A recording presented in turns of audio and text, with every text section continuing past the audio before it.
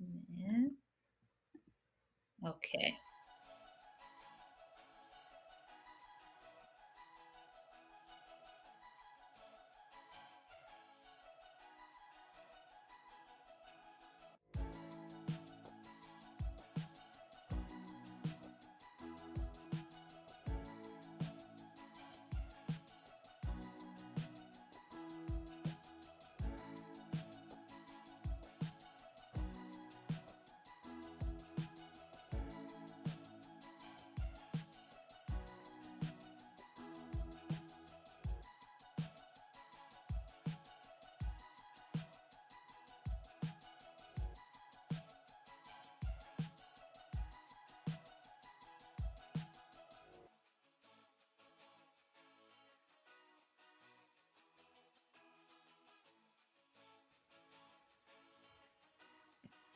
All right. We are live on YouTube. That's what we're doing today. All right, it's happening. It's happening. And I need to also turn off our music because we won't need that anymore. So, first of all, happy Tuesday. Happy March. We're already in March. I don't know how you're feeling, Devin, but I feel like I just blinked my eyes and then it was March. Like it was literally just, I was just saying Happy New Year and now, okay, welcome spring. I So, know it's glorious. I'm loving it though. The weather changes like that for us where I am in Charleston to March, and it's just like the whole world just woke back up. Everything's green again. It's awesome. oh, so you actually experienced real seasons, it sounds like. No, it's just summer and not summer, and then like a 2 months of rain. But Oh my goodness. the Well, plants do go dormant for a little bit, so we had chilly weather for us is 55 degrees. So we're happy. We're happy about it. oh yeah, yeah. Well, I'm in Houston, Texas, so every day is a new day. Literally every day. I don't know what it's gonna look like tomorrow. It could snow. I don't know. Hopefully it'll be like it was today. It's pretty sunny, pretty nice day. So I'm just thank you so much for creating space in your busy schedule to hang out with me and share with any educators who will see this evening or in the future because it will live on YouTube forever. Who may be grappling with, you know, their next steps in life or even just this current season and how they're feeling about their role in education. And so I just kind of want to dive in and learn more about you.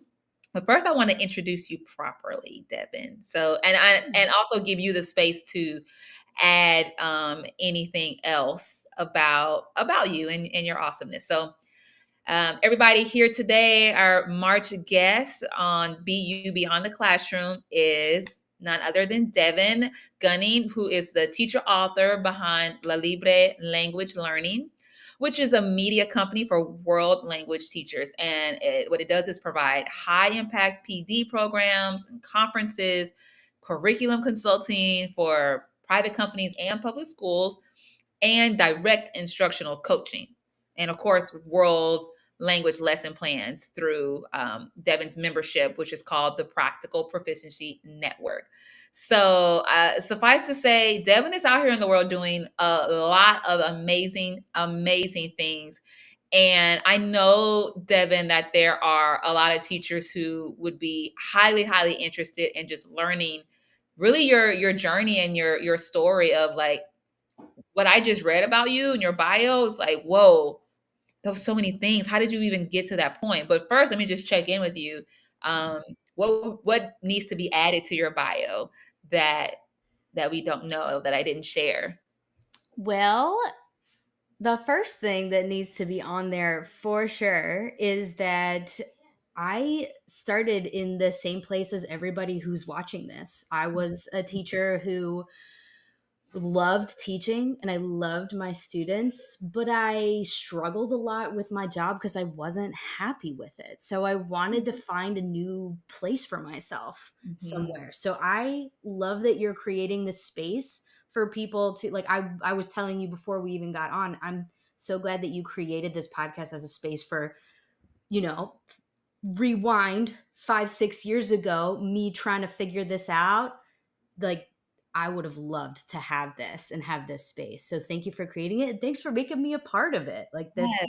this is where I started. This is exactly where I started. Is I wanted to carve a new place for myself, but still be in education. That's what I wanted. Ooh. Ooh, I love how you were so specific when you named that, like wanting to carve a new place for yourself, but you still, felt that calling and that connectedness that you still wanted to have in education. And I'd love for you to speak more to that because I think when we as educators are at that point of frustration, it often feels like I want to get out of it. There's no way, there's nothing else that I could possibly do in the world of education besides the one thing that I'm like, example, if you're a classroom teacher, Mhm. you're inundated with stuff every day coming from you from every angle. And it often feels like I just need to get out completely. But it sounds Mhm. like what I'm hearing from you is like there's other options where you could still, if you want to be connected to education, be connected to it in a different way. Can you just speak more to that idea and then your journey to getting there? Oh, totally. It was messy one. It was such a mess. It was such Love a messy stories. I love messy yeah. stories. Oh, it's so messy. Yeah, like buckle up and get ready for all the details. Because I started out, I didn't know forever that I wanted to be a teacher, but teaching just kept calling me. Like there was a lot of people in my life who told me like this is something you should look into. You'd really be good at this. And as soon as Mhm, I started it, I really loved it. I loved everything about education, like mhm, everything about it. Y'all are all educators. You know how great it is. But as I started getting into the field and did my student teaching and everything. There were so many red flags about this not being good for my life and like where my life was growing. Growing a family and the income cap. We all know about that. We're all living it. mhm, mhm. And like I was at the point where I wouldn't be able to even like I wouldn't be able to apply or buy a house in my state with my income. That was a huge Wow. problem. And the other part of it though was that I was looking for every possible route to still stay in it though. I mean, I did well, I don't want to, but what about being an administrator? And I feel like everybody has that moment too. If you love classroom teaching, there's not a lot of other avenues to stay in the school for advancement besides being an administrator. And I So right. also felt called to I want to make more impact beside like I love the grassroots aspect of being a Mhm, classroom teacher and the relationships part of it, but there was also a part of me that felt called towards the system part of mm, it. Like can we let's talk more about like how can we make the school better in 10 years so that we're not seeing the mhm. same problems over and over again Yeah. in my field specifically, like in world language specifically. Like there's some stuff we need to do and Mhm. I wanted to get my hands in the wheels and start Yeah, turning them. And there wasn't really an avenue or an opportunity to do that, but I tried to make them. Boy, did I yeah. try to make them. Like I started presenting at conferences Mhm. and like doing free trainings for my district of like let me try and crank this wheel even though nobody wants me to. Yeah, And yeah. I also tried let me get a master's and see how that works out because a master's degree might work. And then it's different in every state. In my Mhm. state, I did the math and I would end up not making any more money and owing more. So I was like, well, let's find out something else. Yep. And I had a friend who had a TPT store and I spent so much of my planning period on TPT. It's a lot of good stuff on Yeah. there. It's a There's lot of so good good stuff on stuff on there. Yeah, there. like it's 2017, me and I had like a young baby at home, and I was also trying to like get a new teaching style under my Mhm. belt, so I wanted help. And there were so many good resources, and I had so much fun finding things as well as I always wondered like, mm, I want, can I make that? I bet you I could make that. It just if I knew how. Yeah. And so I started making more complicated resources for funsies instead of for my classroom and realized like this was it. I need to find a way to make this work. And then I met an actual because there's that part of you that just doesn't think that that how could that ever be me, right? Yeah. You just don't think that it's possible. Mhm. Um, that how could you find a life of, wait, somebody would pay me for my educational expertise besides Yeah. being a classroom teacher? You just don't think that that's a thing Yeah. until it starts happening to you. And so I Yeah. met a person in real life who was a person who sold their lesson plans, and that was their entire career. And it just, the light bulb just exploded of, this is Wait, on real. TPT or somewhere Yes. else? Okay, Like, okay. they were a person that I knew, that I bought products from, and then I met them in person at a conference and realized, like, wow, this person has a face. Like, it's not just like that weird little logo. This is a Yeah. they're a real teacher, and they have real students, and it's a real classroom. Wow. Oh yeah, I could Yes. that could be me. I mean, not on that Yes. level, like, I no, no, no, no, but, like, that could be me. Right, I'm gonna right. do that on the side. And it went, oh man, I went crazy from there. And I started doing that, like, what we call in the lesson, the like the teacher seller creator world, we call it like the night shift. Like, Mhm. you put the baby to bed, it's 9 p.m., you put your feet up, and you finish grading your papers, because that's the first night shift, is Yep. 9 to 10, you grade papers. And then from 10 to 12, I learned how to make lesson plans and sell them on TPT. And then it's like the first moment that I got a purchase where I realized that I could make my field better. People actually wanted to Mm. hear from me, and I could get paid for it. This is it. That's I'm the doing holy it. And grail right there. was all in. I was all in. And then, like, 5 years later, this is what I do. This is my office, and I work with teachers all day. So, there's so much to unpack there. Like, Uh-huh. that is, oh my goodness. I'm like, I don't even know which angle I want to go with, but I think I want to lean into when you shared that feeling of when, well, two things. We'll start here. The feeling of when you made that first sale, because prior to, well, you did meet the person that you bought something from in person, and that was like a moment of like push, because I feel that Mhm. like we need those little moments in life that are so impactful that cause us to make a significant shift. Without Mhm. those, it, not that you won't get there, but it takes a little bit longer. Like, it sounds like you've seen that person in real life in Mhm. 3D, was like a shift. Like, whoa, I can do it. Oh, And then you yeah. stayed up, you made the time, you were committed and consistent to figuring it out. And then you Oh, had another moment when you made a sale. So I guess you can pick which one you want to lean into, because I want to like go down both roads. well, so there were two, like, she was a catalyst for real, because then, what happened was, when I met her in person, I realized that I finally believed that it could be me. That, like, why not me? Mhm. Why, like, it could be any teacher. It could be you listening. It could be anybody. You just have to want it, and you just have to believe that it could be you. And there's so many different ways to do that. And it certainly doesn't have to be, quote unquote, working with lesson plans. Like, it's any educational path that you want to do, or even something different related. You just have to believe that you could do it, and that Mhm. there's something out there waiting for you. Because I really do believe that my life is an example that you have that desire for a reason. And so I started to lean into that idea. Mhm. And the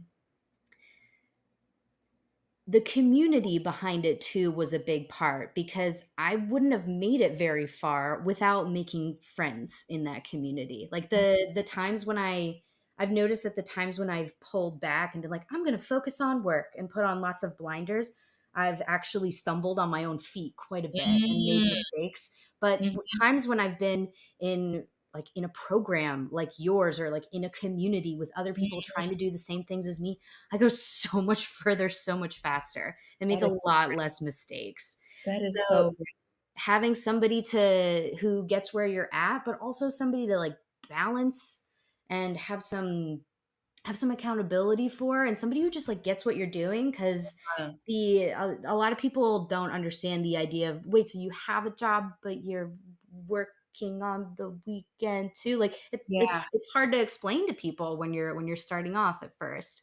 Yeah. But that was a big part of the journey for me too, was having somebody that I could talk to about what I was Yeah. doing and sharing ideas.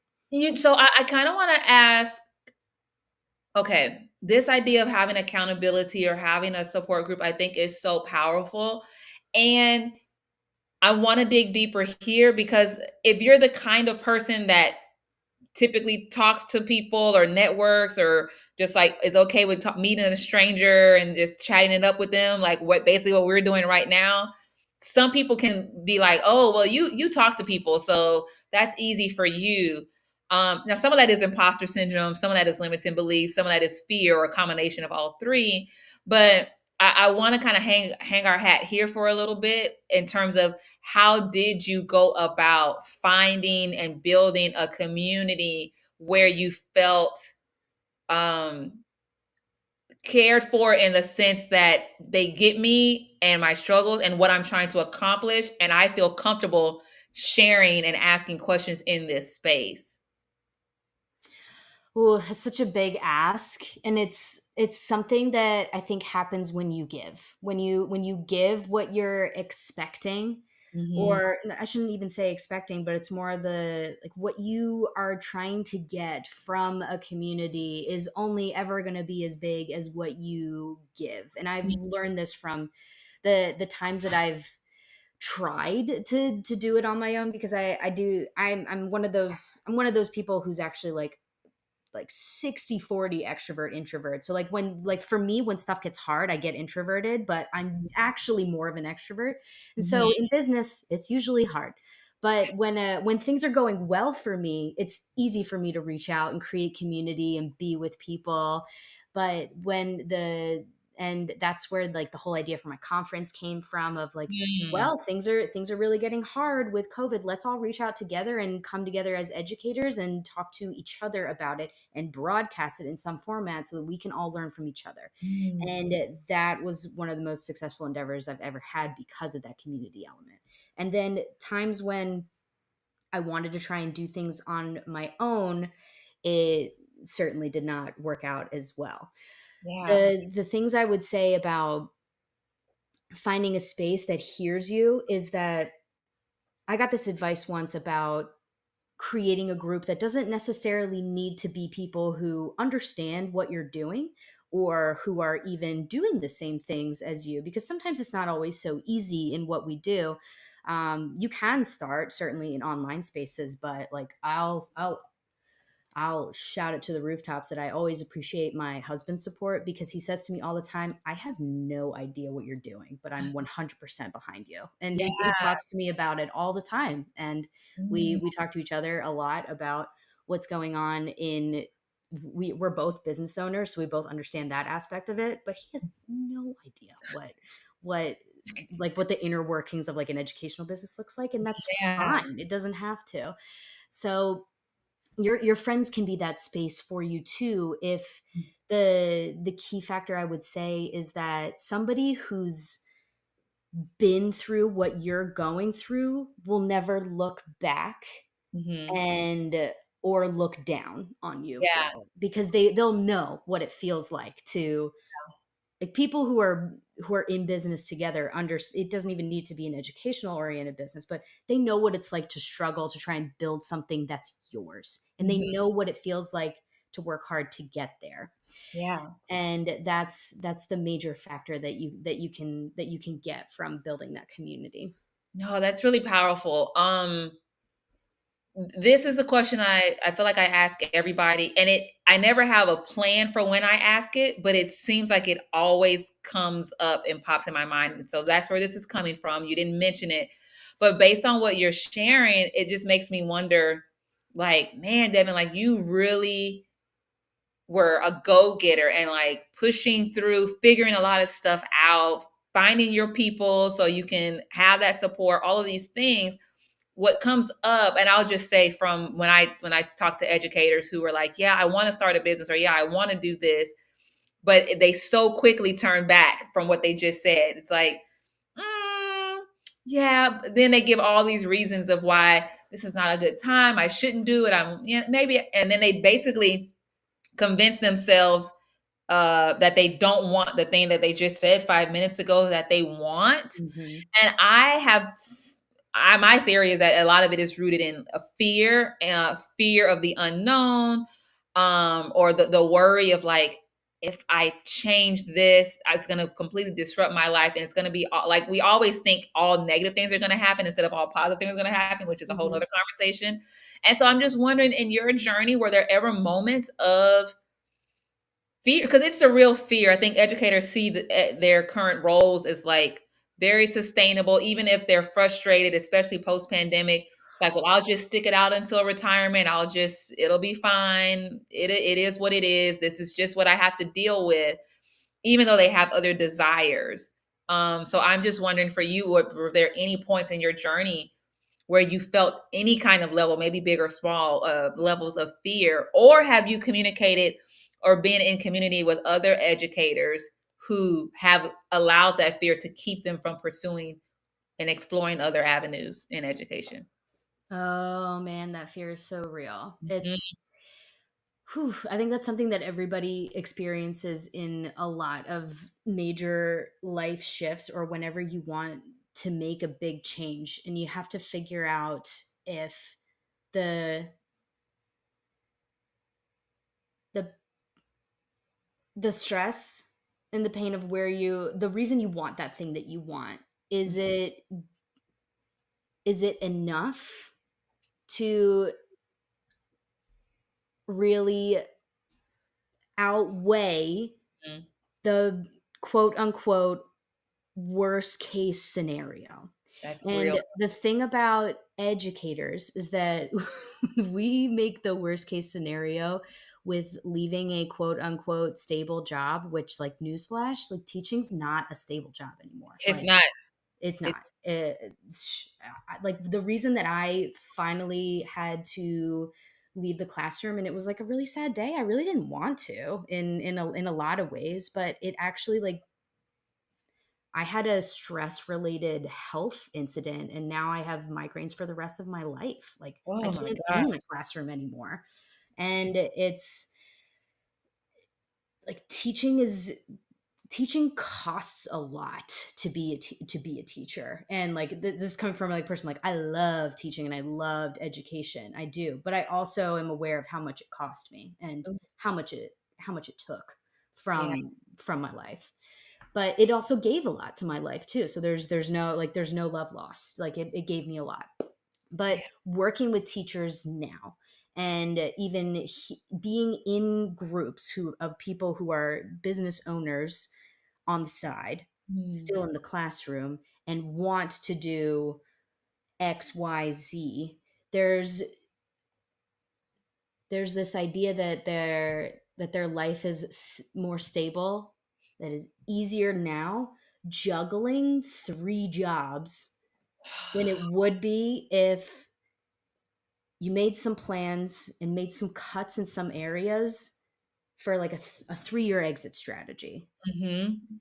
And, like, that's just an example. Like, who knows what it would look like? But if you made a 3-year exit strategy, your life would look a lot different. Yeah. And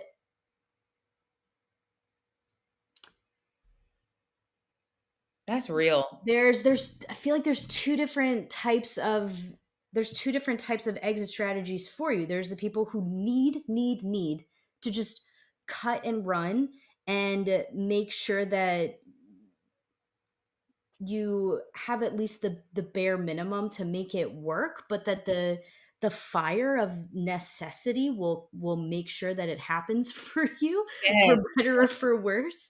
And that you will ride the waves, because there are waves of, like, it's successful right now, oh, it's okay, we gotta turn the boat around, we gotta figure Yes. something out. And then it gets, it goes up and down. I've been doing this for 5 years now, and there's been ups and there's been downs. Mhm. But I can tell you that even in the downs, I would rather be doing this. Wow. And that there's also another person, though, who needs to have, like, the full padded security in order to leave. And if Mhm. that's you, then figure out what it is that will make you feel secure enough to leave. But it's that's going to require a lot of self-searching, but recognize that too, that I agree that there's a lot of It's a lot there. there's a lot And there.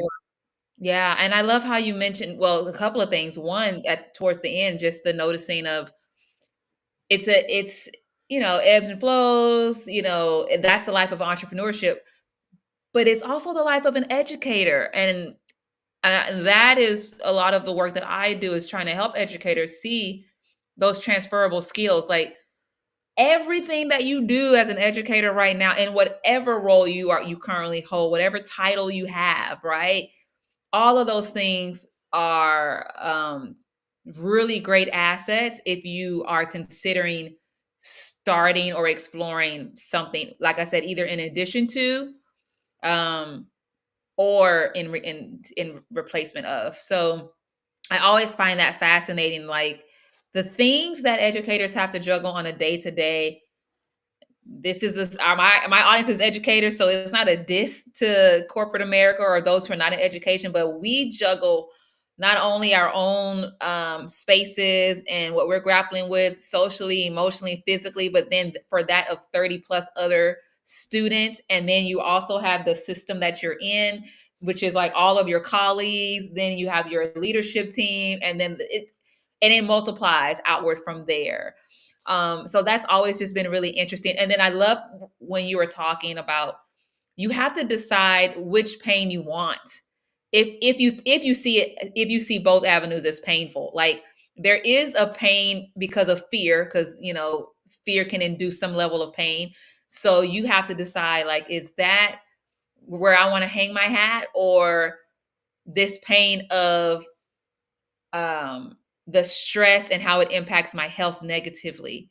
So, yes, on one hand, you have stability if you only define stability as I have a job and I get paid every 2 weeks, or some districts get paid on a different pay schedule. So I know that's coming. And yes, that is stability, and stability is important, but you're losing all of these other things with your health, with not being able to be at home to raise your kids, with not being able to be at home with your partner, with not being able to really have fulfillment both in work and in life simultaneously.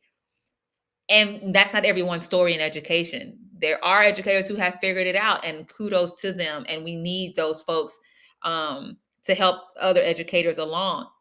But our audience is for those, we're speaking to different folks, right? Like, who are grappling with that. Like, the fulfillment is not there like it used to be, even though the love is still there. Mm-hmm. So I'm glad that you lifted that up, because yeah, I could, like, I did it in college. Like, I had 3 jobs in college, 3 jobs, while also full course load. And there are teachers who have a full job, which is more than 40 hours a week, and then have a second job, in terms of to make income on top of their job at home and their personal life, taking care of potential family members or being caregivers and the like. So you definitely lifted up a lot there. This actually makes me think of a couple of things, but I want to go back to when you talked about earlier the reason that you left education. And it makes me think about learning more about, were there ever any instances, and I ask this because I've I've had educators share this with me, like their reasons for leaving. Some of it is like, I didn't feel it anymore, but a lot of it has to do with lack of autonomy, or lack of having that agency to be able to navigate my lesson planning how I want, or how I know it would be best for kids, or disrespect on the adult side.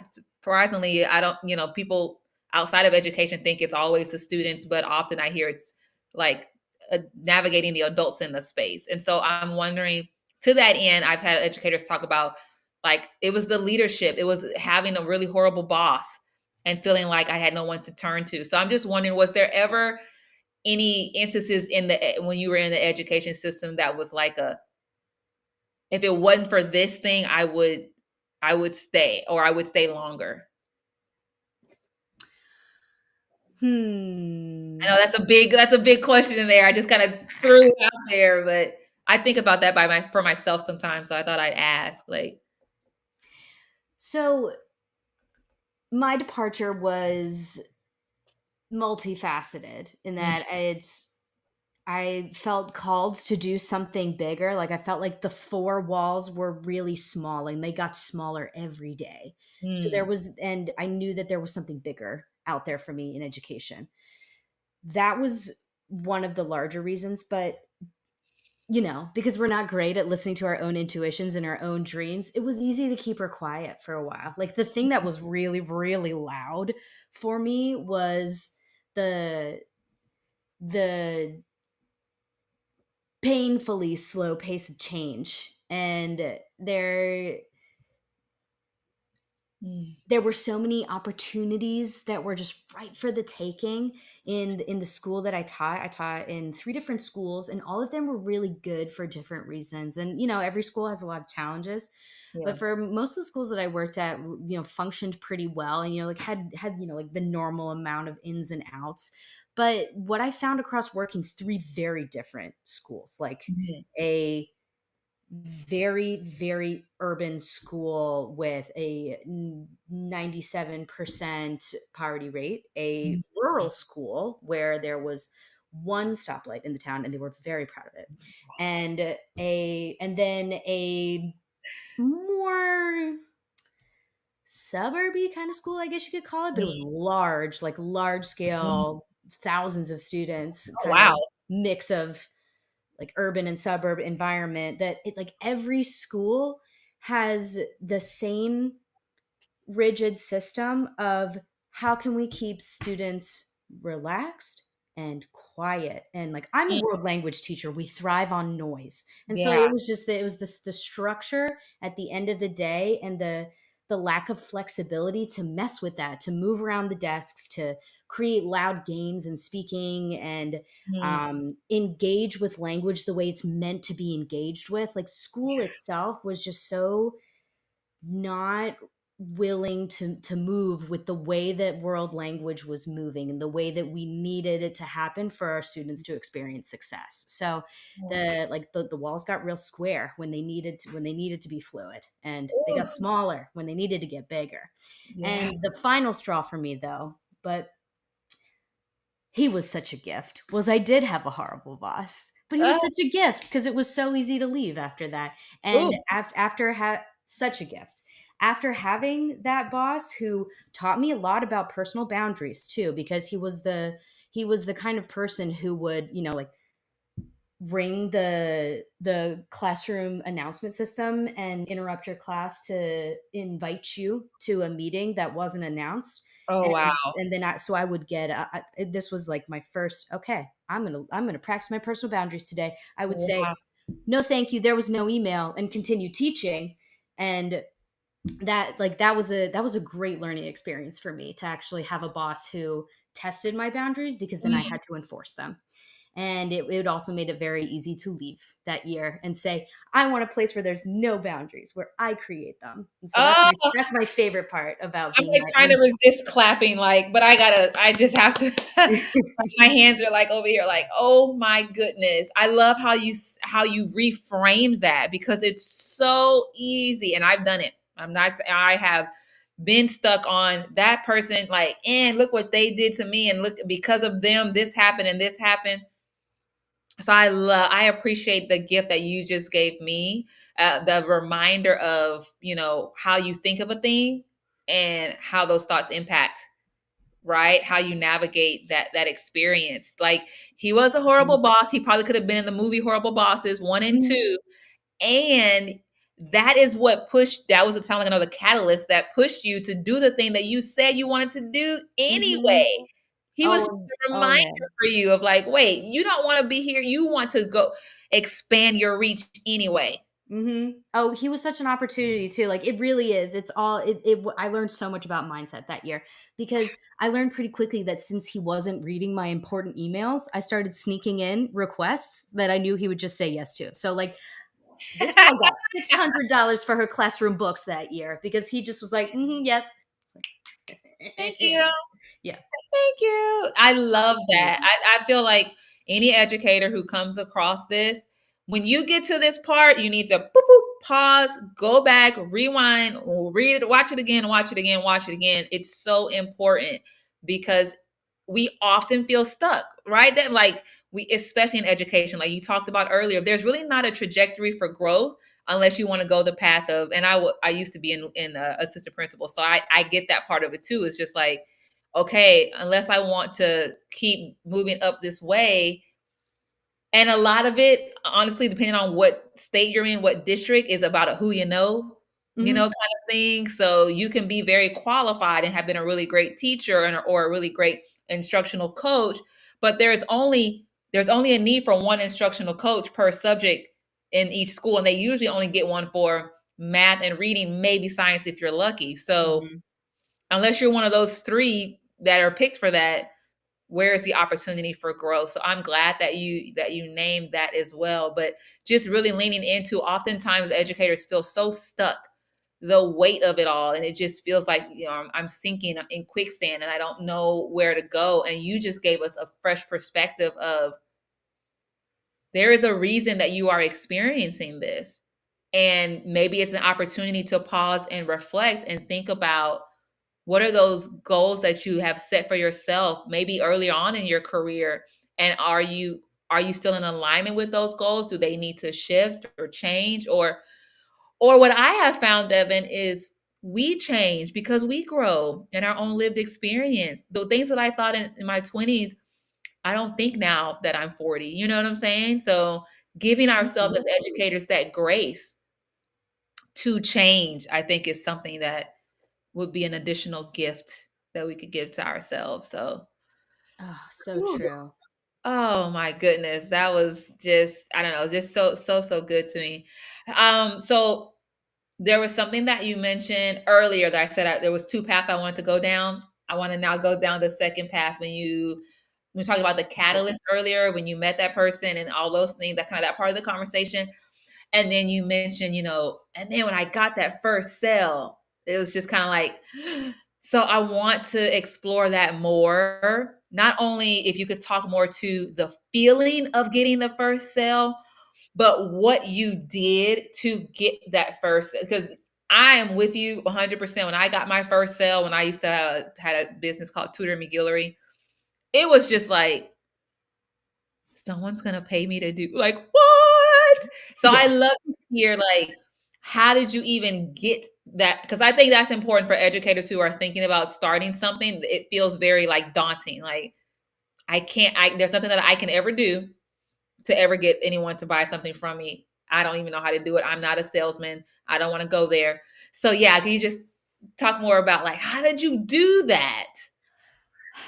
I made exactly what I wanted for my classroom, something I used in my classroom. And then I also put 30% extra shine on it because when you go down the aisles of a store, you're not just going to pick up something because it's high quality. It also needs to want to be in your hands. Like Yes. you need that. But that part comes later. Like what people need to understand when they're starting out is that like take me. I want to be in your hands. Like the when you read that box of that soap that you weren't even looking for when you're Mhm. at the store and you're just like, I don't okay, here we go. We're doing it. That comes later. That magic comes later.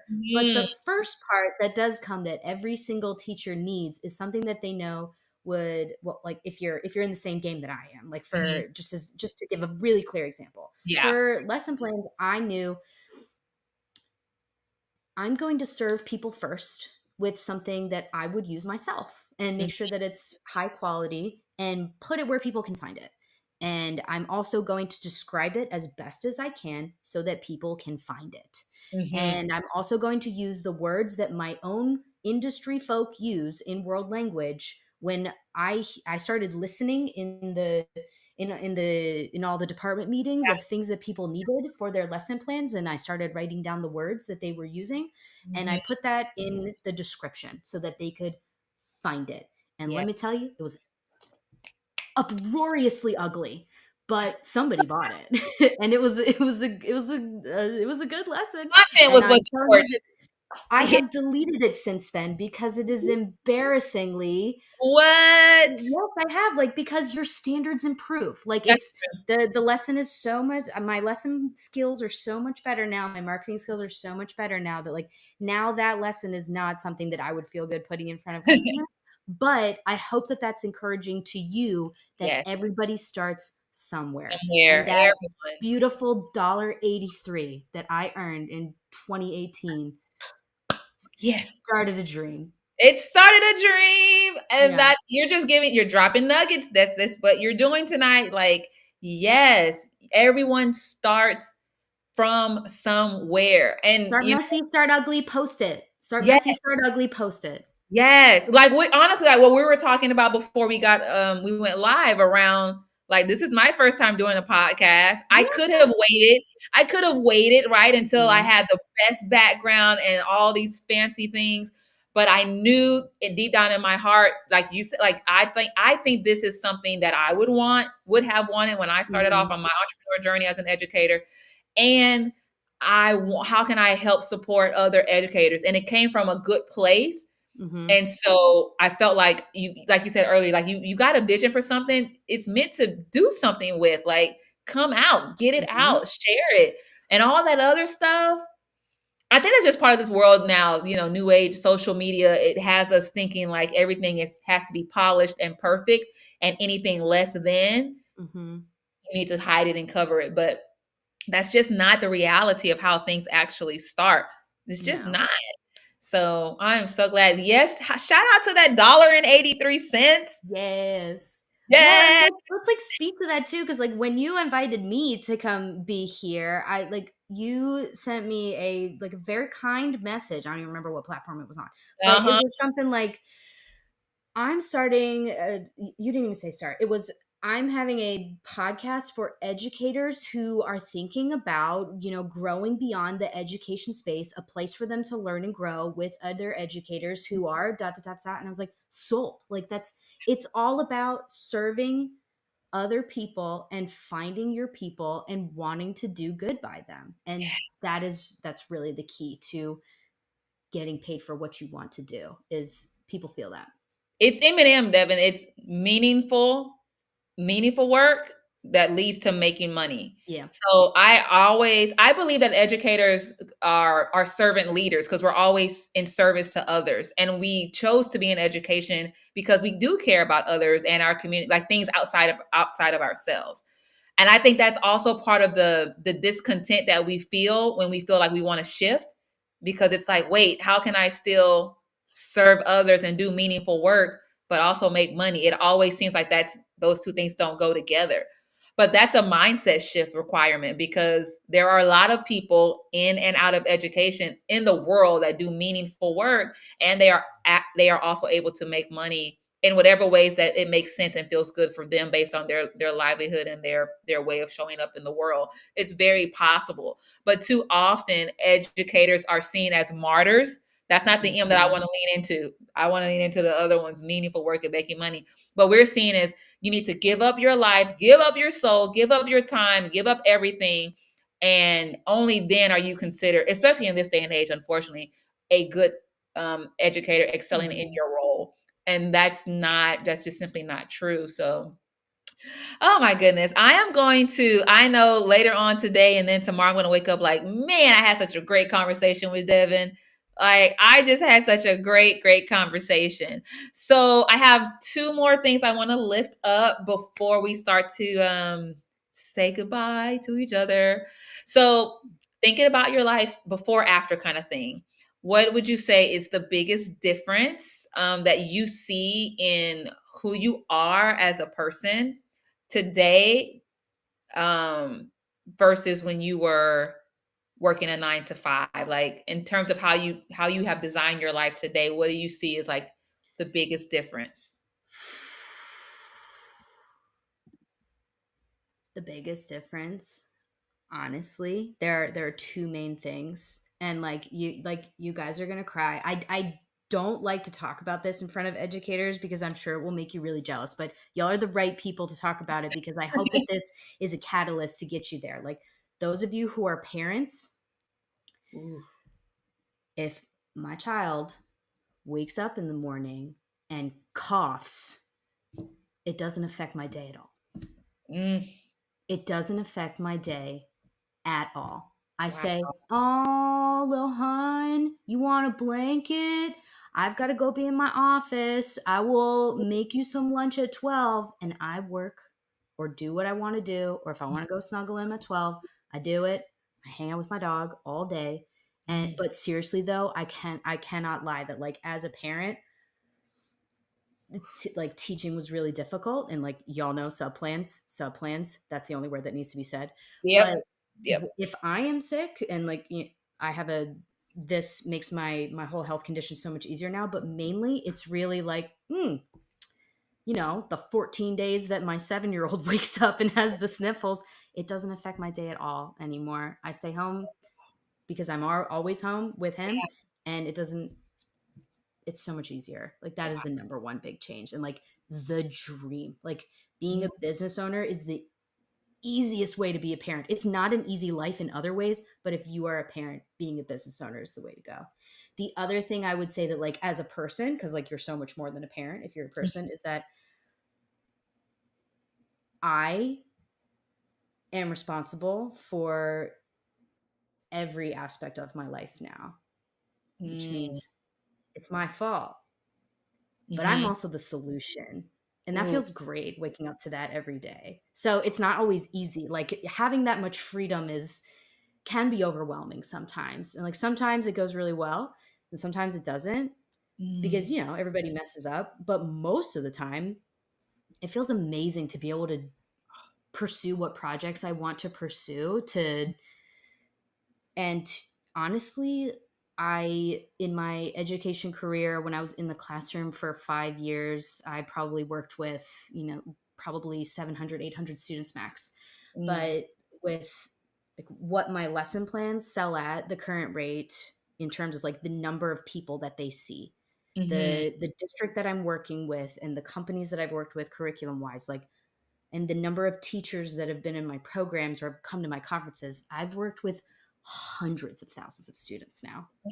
I don't know their faces, but I know that their lives are better because of the work that I do. And that's an amazing reason to do what I do every day.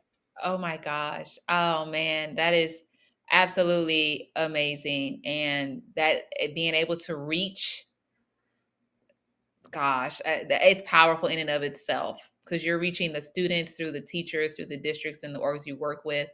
And so you're continuing to have impact in the world. And that's just such a beautiful thing while also being able to take care of home in the ways that align with how you want to take care of home.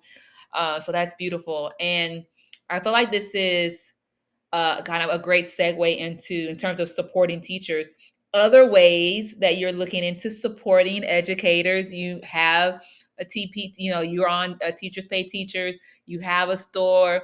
Years ago, you made that sale, and now the sales are just going and flowing.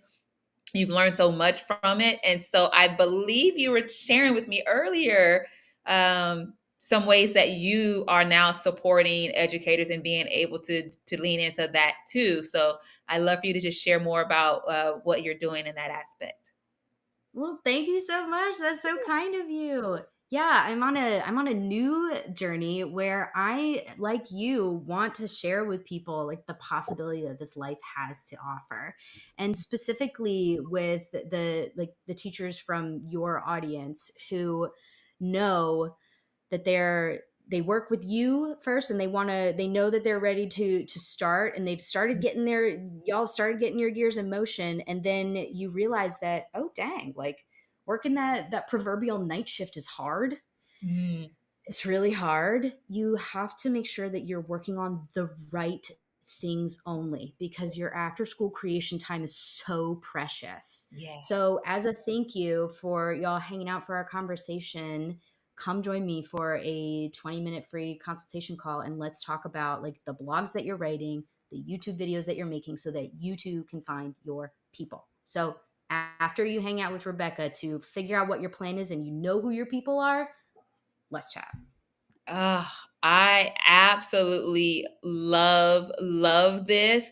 And I think this also speaks to, oftentimes people are like, where do I go? What do I do? How do I do it? And you just laid out very clearly, like there is a path. You're basically letting people know there is absolutely a path for how they can accomplish their goals. And so for those of you out here watching, just know if you are part of my newsletter, you're going to get this link there. And I'm also going to put it, hold on 1 second, pause for a brief intermission. But I want to also put it in the chat so people can access it there as well. But I'm Thank going to share you. that in my newsletter, absolutely, so that people can have it, and then on my other social media outlets, so that people can have it, because that's a great gift to give to folks. And I'm also going to share it in the description.